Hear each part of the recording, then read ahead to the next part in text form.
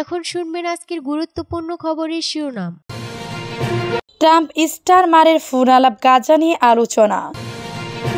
যুদ্ধে লক্ষ্য অর্জনে ইসরায়েল ব্যর্থ হয়েছে জানিয়েছেন সাবেক জেনারেল। গাজার জনগণকে গাজাতেই থাকতে হবে জানিয়েছেন স্পেনের পররাষ্ট্রমন্ত্রী।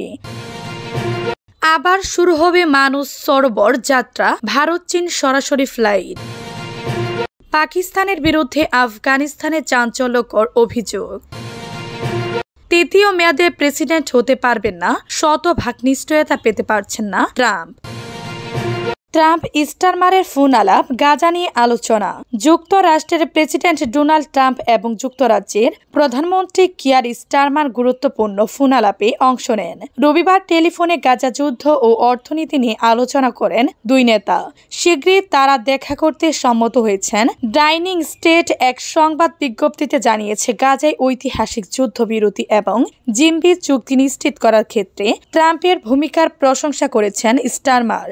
মধ্যপ্রাচ্যে নিরাপত্তার জন্য একসঙ্গে কাজ করার গুরুত্ব নিয়ে আলোচনা করছেন তারা। ট্রাম্প ব্রিটিশ ইসরায়েলি দ্বৈত নাগরিক এমিলি দামারির মুক্তিকে স্বাগত জানান। তাকে এক সপ্তাহ আগে হামাস মুক্তি দিয়েছেন। এক বিবৃতিতে হোয়াইট হাউস জানিয়েছে, উভয় দেশের একটি ন্যায্য দ্বিপাক্ষীয় অর্থনৈতিক সম্পর্ক উন্নীত করার উপায় নিয়ে আলোচনা করেছেন দুই নেতা। যুদ্ধে লক্ষ্য অর্জনে ইসরায়েল ব্যর্থ হয়েছে জানিয়েছেন সাবেক জেনারেল। ইসরায়েলের সাবেক সেনা জেনারেল গেউরা আইল্যান্ড বলেছেন, এই যুদ্ধ ইসরায়েলের জন্য খুবই বাজেভাবে শেষ হয়েছে। আল জাজিরার খবর অনুসারে উত্তর গাজায় ইসরায়েল সেনাবাহিনী সংঘটিত ধ্বংসযজ্ঞের পর হাজার হাজার ফিলিস্তিনি তাদের ধ্বংসপ্রাপ্ত এলাকায় ফিরে আসছেন। হামাসের সঙ্গে যুদ্ধবিরতির অংশ হিসেবে তারা নিজ ভাসভূমে ফিরে এসেছেন। জেনারেল আইল্যান্ড বলেন, নেটজারিম করিডোর খুলে দেওয়ার মাধ্যমে ইসরায়েল হামাসের উপর যে কৌশলগত প্রভাব ছিল তা হারিয়েছে। তিনি বলেন, আমরা এখন হামাসের করুণার উপর নির্ভরশীল। জেনারেল আইল্যান্ড দাবি করেন, ইসরায়েলের যুদ্ধের প্রধান লক্ষ্যগুলো পূরণ হয়নি। এর মধ্যে রয়েছে হামাসকে ধ্বংস করা, তাদের শাসন ক্ষমতা থেকে সরানো এবং ইসরায়েলি বন্দীদের নিরাপত্তা প্রত্যাবর্তন নিশ্চিত করা। তার মধ্যে হামাস তার প্রায় সব লক্ষ্য অর্জন করেছে। জেনারেলদের পরিকল্পনা বইয়ের লেখক জেনারেল গেউরা আইল্যান্ড উত্তর গাজাকে একটি বদ্ধ সামরিক এলাকা হিসেবে ঘোষণা করা, সামরিক সহায়তা বন্ধ করা এবং সেখানে অবশিষ্ট ব্যক্তিদের যোদ্ধা হিসেবে বিবেচনা করার কথা বলেছিলেন। গাজার জনগণকে গাজাতে থাকতে হবে জানিয়েছেন স্পেনের পররাষ্ট্রমন্ত্রী। স্পেনের পররাষ্ট্রমন্ত্রী জোসে অ্যানুয়েল আলভারেস যুক্তরাষ্ট্রের প্রেসিডেন্ট ডোনাল্ড ট্রাম্পের গাজা থেকে বাসিন্দাদের সরিয়ে মিশর ও জর্ডানে পুনর্বাসনের প্রস্তাব প্রত্যাখ্যান করেছেন। তিনি বলেছেন, গাজার জনগণকে গাজাতেই থাকতে হবে। গাজা ভবিষ্যৎ ফিলিস্তিন রাষ্ট্রের অংশ, যা একটি একক। ব্রাসেলসের সাংবাদিকদের সঙ্গে আলাপকালে আলভারেস বলেছেন, ইউরোপীয় ইউনিয়নের এখন সবচেয়ে বেশি গুরুত্ব দেওয়া উচিত গাজার মানবিক সংকট মোকাবেলায়। তিনি খাদ্য সহায়তা, চিকিৎসা ও শিক্ষার উন্নয়ন এবং জাতিসংঘের ফিলিস্তিনি শরণার্থী সংস্থা UNRW এর উপস্থিতি নিশ্চিত করার উপর জোর দেন। স্পেন ফিলিস্তিনি এবং আনরাওকে তার আর্থিক সহায়তা 50 বিলিয়ন ইউরোতে উন্নীত করার ঘোষণা দিয়েছে। আলভারেস বলেন, আমাদের সামনে একটি সম্ভাবনার জানালা খুলেছে, যুদ্ধবিরতি। যদিও এটি স্থায়ী নয়, আমাদের এটি স্থায়ী করার জন্য কাজ করতে হবে। গাজায় চলমান মানবিক বিপর্যয়, ইউরোপীয় ইউনিয়নের দ্রুত হস্তক্ষেপের প্রয়োজনীয়তার কথা উল্লেখ করে তিনি বলেন, গাজার জনগণের সহায়তায় গাজায় চলমান মানবিক বিপর্যয়, ইউরোপীয় ইউনিয়নের দ্রুত হস্তক্ষেপের প্রয়োজনীয়তার কথা উল্লেখ করে তিনি বলেন, গাজার জনগণের সহায়তায় অবিলম্বে খাদ্য, চিকিৎসা এবং শিক্ষার ব্যবস্থা নিশ্চিত করতে হবে। আবার শুরু হবে মানুষ সরোবর যাত্রা, ভারত চীন সরাসরি ফ্লাইট। দীর্ঘ 5 বছর পর আবার শুরু হতে চলেছে কৈলাস মানুষ সরোবর যাত্রা। একই সঙ্গে নীতিগতভাবে ঠিক হয়েছে, ভারত ও চীনের মধ্যে সরাসরি বিমান চলাচল শুরু করা হবে। গত সোমবার চীন সফররত ভারতের পররাষ্ট্র সচিব বিক্রম মিশ্রির সঙ্গে চীনের উপপররাষ্ট্রমন্ত্রী ওয়েডং এর বৈঠকে এ সিদ্ধান্ত হয়েছে।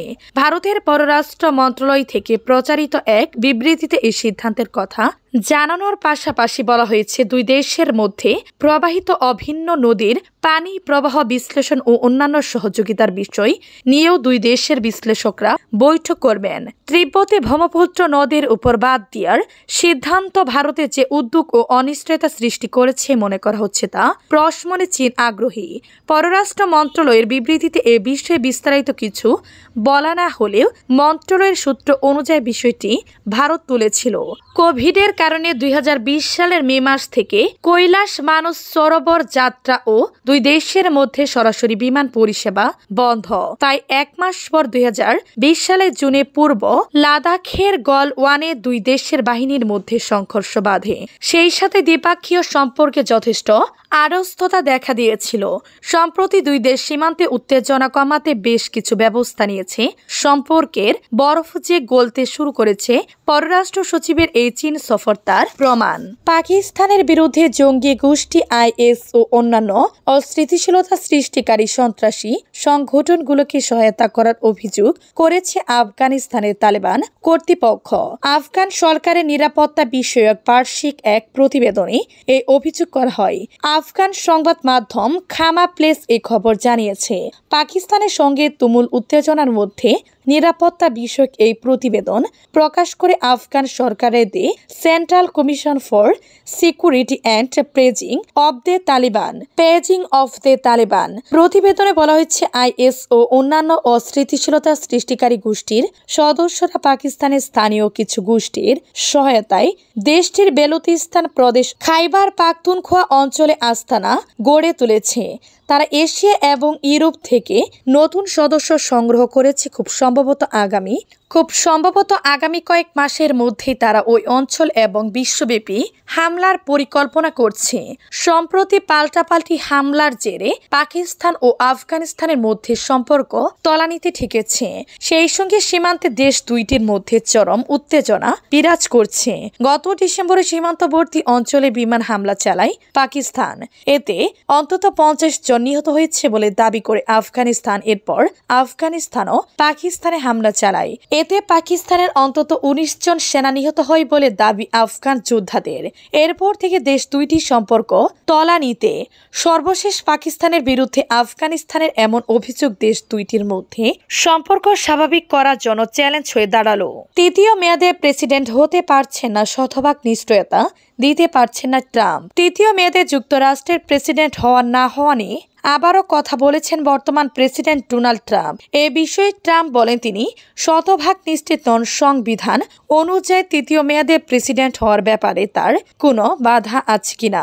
মিয়ামিতে কংগ্রেসের রিপাবলিকান সদস্যদের এক আয়োজনে ট্রাম্প বলেন, আমি পরবর্তী নির্বাচনের জন্য প্রচুর অর্থ সংগ্রহ করেছি, তবে আমার মনে হয় আমি নিজের জন্য এই অর্থ ব্যবহার করতে পারবো না, যদিও আমি শতভাগ নিশ্চিত নন।